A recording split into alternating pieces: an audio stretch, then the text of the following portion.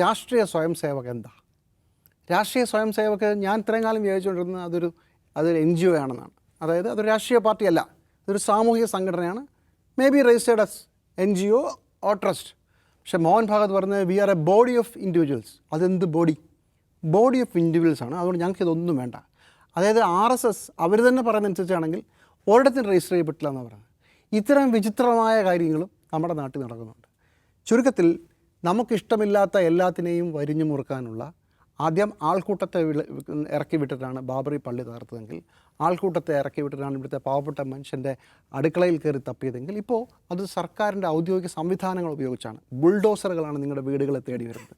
സർക്കാരിൻ്റെ ബുൾഡോസർ, പോലീസിൻ്റെ ബുൾഡോസർ. അതുപോലെ സർക്കാരിൻ്റെ നിയമം വരികയാണ്.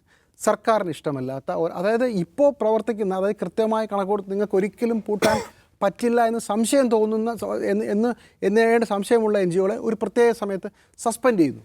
എന്നിട്ട് നിങ്ങളുടെ അസറ്റ് മുഴുവൻ ഞങ്ങളിങ്ങനെ എടുക്കുകയാണ് എന്ന് പറഞ്ഞാൽ നിങ്ങൾ ആലോചിച്ച് നോക്കൂ. ഇങ്ങനെ ഇത് വെള്ളരിക്ക പട്ടണമാണ്. ഇതും ഇതിൻ്റെ അപ്പുറവും നടക്കും ഈ നാട്ടിൽ എന്നുള്ള സ്ഥിതിയിലേക്കാണ് കാര്യങ്ങൾ പോകുന്നത്. അതാണ് ഈ നിയമത്തിൻ്റെ രത്നച്ചുരുക്കം.